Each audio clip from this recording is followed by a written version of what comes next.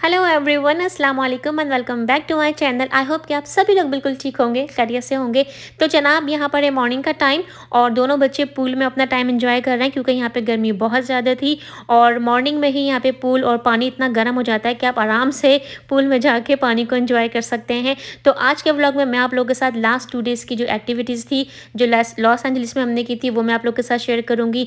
तो फ्रेश हुए रूम में, फिर उसके बाद हम आ गए थे यहाँ पे सिटी को एक्सप्लोर करने के लिए।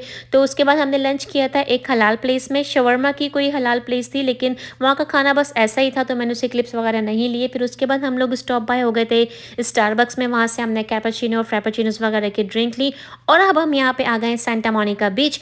बहुत अच्छा बीच है और बहुत लोग थे यहाँ पे, काफ़ी पैक था। लेकिन मैं आपको सच बताऊँ, हमारे सैन फ्रांसिस्को से बहुत करीब एक सेंटा क्रूज सिटी है, वहाँ का जो बीच है बहुत अच्छा है और सेंटा क्रूज बीच जो है ये वाले सेंटा मोनिका बीच से बहुत ज़्यादा बहुत बेहतर है, बहुत बड़ा है। वहाँ पे राइड्स बहुत अच्छी हैं क्योंकि इस वाले बीच की भी बहुत हाइप्स थी यहाँ पर एलए में के सेंटा मोनिका बीच बहुत अच्छा है और है अच्छा, मैं इसके कोई अगेंस्ट नहीं कह रही हूँ। अगर आप लोग का जाना हो एलए तो ज़रूर जाइएगा, ज़रूर चेकआउट कीजिएगा।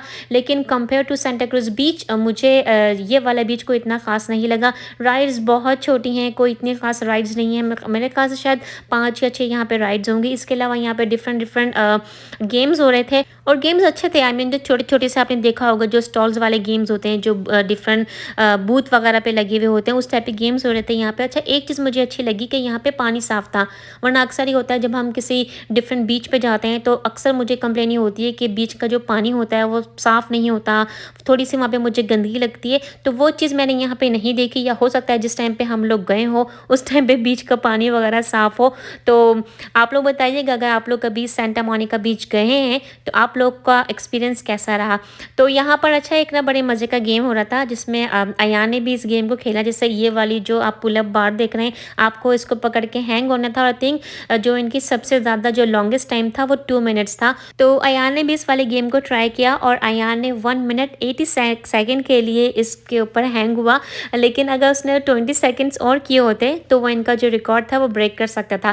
खैर अयान ने इसको विन किया और यहाँ पे इसको फर्स्ट प्राइज़ मिला था। तो उसमें इसने ये यूनिकॉर्न है, ये मुस्कान के लिए विन किया और जैसे उसने विन किया वो उसने फ़ौरन मुस्कान से पूछा, तो मुझे बताओ तुम्हें कौन सा इसमें से टॉय पिक करना है।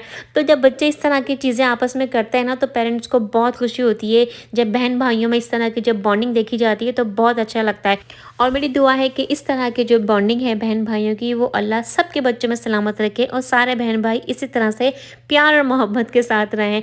तो खैर जनाब, यहाँ पर और राइड्स थी लेकिन मेरे दोनों बच्चे उसमें बिल्कुल भी इंटरेस्टेड नहीं थे उन राइड्स पे जाने के लिए, क्योंकि उनको लग रहा था कि थोड़े छोटे बच्चों की वो राइड्स हैं। लेकिन यहाँ पे बड़े बच्चों के लिए भी कुछ राइड्स थी लेकिन हम लोग इतने ज़्यादा इंटरेस्टेड नहीं थे उन राइड्स को यूज़ करने के लिए, तो हम राइड्स पे नहीं गए। यहीं पे हमने जो व्यू था उसको एंजॉय किया। अच्छा, वैसे अगर आप लोग कभी एलए जाएँ तो वहाँ जाने के लिए मैं आप लोगों से यही कहूँगी कि एटलीस्ट 3 to 4 डेज़ का आपका ट्रिप होना चाहिए, क्योंकि Los Angeles compare to San Francisco थोड़ा बड़ा है। वहाँ पे काफ़ी सारी चीज़ें करने के लिए, वहाँ पे सिक्स फ्लैग्स का भी जो एक थीम पार्क है वो भी हमने देखा, वो भी काफ़ी बड़ा था। इसके अलावा सेंटा मोनिका बीच से ही थोड़ा आई थिंक 2 या 3 ब्लॉक के फासले पर एक है वेनिस बीच था, वो भी इसी तरह का बीच था। अच्छा, वहाँ के मैंने क्लिप्स नहीं लिए क्योंकि सच बताऊँ मेरे फ़ोन की बैटरी बहुत ज़्यादा जो है ना वो ड्रेन हो रही थी, इतनी मेरे पास चार्जिंग नहीं थी। इस वाली वीडियो के लिए भी कुछ क्लिप्स ना मैंने अपने हस्बैंड के फ़ोन से शूट किए थे ताकि मैं व्लॉग में ऐड कर सकूँ। तो उसके बाद हम लोग सेंटा मोनिका बीच के बाद वेनिस बीच गए थे, थोड़ा सा हमने वॉक अराउंड किया और अब लग रही थी बहुत ज़ोरों की भूख, तो हम यहाँ पे आए थे ब्लेस पिज़्ज़ा। बहुत अच्छी जगह थी ये, जैसे मैंने आपको बाहर से दिखाया। और यहाँ पे पिज़्ज़े की जो एक ख़ास बात थी वो ये थी कि आप अपना खुद से पिज़्ज़ा यहाँ पे बना सकते हैं। बहुत सारी डिफरेंट चॉइसेस की आपके पास टॉपिंग्स थी जो आप खुद से यहाँ पे ऐड करवा सकते हैं। लेकिन वही बात है, मीट की हम कोई चीज़ डलवा नहीं सकते थे क्योंकि ज़ाहिर है वो हलाल मीट नहीं था।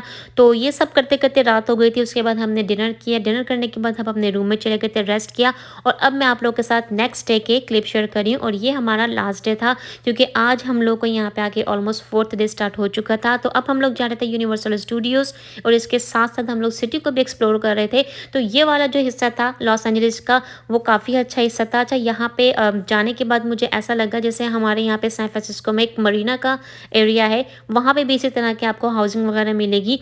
तो बिल्कुल मरीना वाली जो ये है यहाँ पे वाइब्स आ रही थी और ये वाला जो मैं आप लोग को अभी व्यू शो कर रही हूँ, यहाँ से इस जगह से आपको ऑलमोस्ट पूरा लॉस एंजलिस का व्यू नज़र आता है, हॉलीवुड का साइन नज़र आता है आपको। इसके अलावा यहाँ पे एक म्यूज़ियम है, वो आप जाके वहाँ पे एंजॉय कर सकते हैं, उस म्यूज़ियम को देख सकते हैं। प्रॉब्लम ये थी कि यहाँ पे आने के लिए हमको इतनी देर तक पहले पार्किंग को ढूंढना पड़ा। पार्किंग का बहुत इशू है। वैसे भी एलए के अंदर ट्रैफिक जो है मुझे बिल्कुल समझ में नहीं आया। एक तो बहुत ज़्यादा ट्रैफिक है और आपको एक जगह से दूसरी जगह जाने के लिए एटलीस्ट आपको आवर तो रखना पड़ता है। 1 घंटे से कम आपको कहीं भी नहीं लगता। पार्किंग का बहुत ज़्यादा इशू है। अब इस जगह जब हम यहाँ पे आए थे तो पार्किंग के लिए हमको अराउंड 30-35 मिनट्स के लिए पूरी पार्किंग देखनी पड़ी। उसके बाद जाके हमको यहाँ पे पार्किंग मिली थी। तो ये सारी चीज़ें हैं। या तो फिर ये रीज़न भी हो सकता है कि ज़ाहिर है हम सारी उन जगहों पे जा रहे थे जो सभी लोग देखना चाहते हैं लॉस एंजलिस में। तो उसके बाद फिर यहाँ पे जो मैंने आपको साइन देखा था वो हॉलीवुड का साइन, वो काफ़ी दूर था। अब हम लोग जा रहे थे सिटी की तरफ, आई मीन जहाँ से ये साइन हमको थोड़ा और करीब से नज़र आ सके।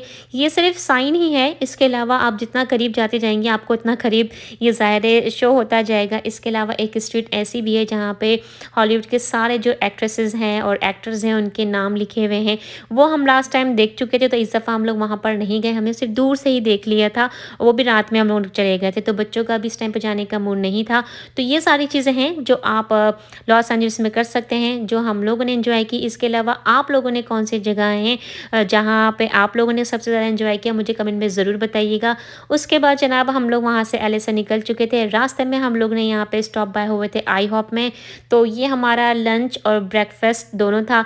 मेरा ये फेवरेट ब्रेकफास्ट होता है, जब भी मैं आई हॉप जाती हूँ मैं वहाँ से इस तरह से ही वेजिटेबल्स का पूरा एक मील होता है, ये ऑमलेट के साथ, वो मैं लेती हूँ। तो रास्ते में ही हम लोग ने आई होप पे स्टॉप हो गए थे। अब रास्ते में हैं हम लोग और जा रहे हैं सिटी की तरफ। रास्ता यहाँ पे वाकई में बहुत अच्छा होता है। आई मीन जो रास्ते के जो आपको सीनिक व्यूज़ मिलते हैं बहुत खूबसूरत हैं, बहुत ज़्यादा रिलैक्सिंग है, लेकिन ड्राइवर के नहीं। जो बेचारा ड्राइव कर रहा होता है उसको 6 आवर्स या समटाइम 6 आवर्स से भी ज़्यादा की राइड हो जाती है, क्योंकि आपको पता नहीं होता कि ट्रैफिक आपको किस तरह से मिलेगा। और जैसे ही हम लोग एलए से निकले हैं और सिटी की तरफ आए हैं, सैन फ्रांसिस्को की तरफ आए हैं, तो फिर मैं आपको दिखाऊंगी आगे व्लॉग में कि सैन फ्रांसिस्को आते ही हमने एक रिलीफ का सांस लिया, क्योंकि यहाँ पे वेदर वैसा ही था, फॉग थी यहाँ पे पूरी। और हम लोग यहाँ पे सैटरडे की अराउंड बहुत अर्ली मॉर्निंग में यहाँ पे आ गए थे।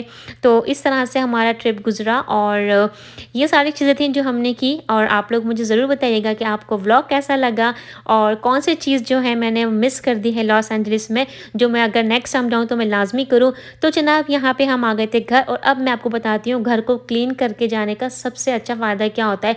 अब हम लोग यहाँ पे सब बहुत ज़्यादा थके हुए थे और हस्बैंड और बच्चे वो तो शावर लेके आपको पता है बेड पे चले जाते हैं। घर साफ़ करके जाने का सबसे बड़ा जो फ़ायदा हुआ था वो मुझे हुआ था जब मैं वापस घर पे आई हूँ।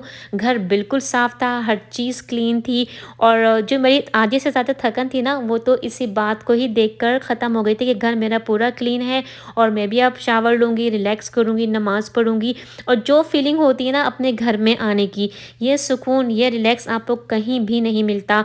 और घर हमारा जैसा भी हो, 1 कमरे का घर हो, 2 कमरे का घर हो, जो सुकून हमें अपनी मंजिल पे आके, जो सुकून हमें अपने घर में आके मिलता है वो दुनिया के किसी कोने में नहीं मिलता। वो दुनिया के आप किसी बड़े से बड़े महल में चले जाएँ, वो सुकून आपको कहीं नहीं मिल सकता। तो देखिए यहाँ पर ये हाल है, सैन फ्रांसिस्को में फॉग है और ये समर टाइम है। तो हम सैन फ्रांसिस्को में रहने वालों को लॉस एंजलिस की गर्मी जनाब कहाँ से बर्दाश्त होगी। और जनाब घर में आते ही घर के वो रूटीन के सारे काम शुरू हो गए। घर में खाना बनाना, क्लीनिंग करना। सबसे पहले तो मैंने सारी जो पैकिंग थी वो उसको अनपैक किया, लॉन्ड्री मशीन स्टार्ट की, जो नमाज़ें मेरी रह चुकी थी कज़ा नमाज़ें अदा करी, और फिर खाना भी बनाया। ये रात का डिनर मैं आपको दिखा रही हूँ, खिचड़ी बनाई थी। और आते के साथ ही फिर मैंने चिकन को फ्रीज़र में से निकाल दिया था। जल्दी से चिकन जो है वो डिफ्रोस्ट हो गई थी। चिकन में मसाले लगाए, चिकन के स्टेक बनाए थे, ग्रिल चिकन मैंने बनाई थी। और बस अब अपकमिंग व्लॉग में आप लोगों के साथ कुछ स्किन केयर की और हेयर केयर की टिप्स शेयर करूंगी, क्योंकि हम सभी को मालूम है जब भी हम इस तरह के ट्रैवल करके वापस आते हैं, खासकर जहाँ पे गर्मी हो, धूप हो, तो बाल भी ख़राब हो जाते हैं और स्किन जो है वो टैन बहुत ज़्यादा हो जाती है। तो इंशाल्लाह अपकमिंग व्लॉग्स में आप लोगों के साथ सन टैन को रिमूव करने की कुछ रेमेडीज़ शेयर करूँगी। हेयर केयर की मैं ऑलरेडी आप लोग के साथ सीरम शेयर कर चुकी हूँ, वो सीरम बहुत अच्छा है, मैं अपने साथ भी लेके गई थी और कंटिन्यूसली यूज़ करी हूँ। उसके रिजल्ट भी आप लोग के साथ 1 महीने के बाद शेयर करूँगी। तो गाइज़ ये था मेरा आज का व्लॉग पसंद आया हो तो लाइक ज़रूर कीजिएगा, कमेंट कीजिएगा और अपना ख्याल रखें। नेक्स्ट व्लॉग में आप सबसे बहुत जल्द मुलाकात होगी। अल्लाह हाफ़िज़।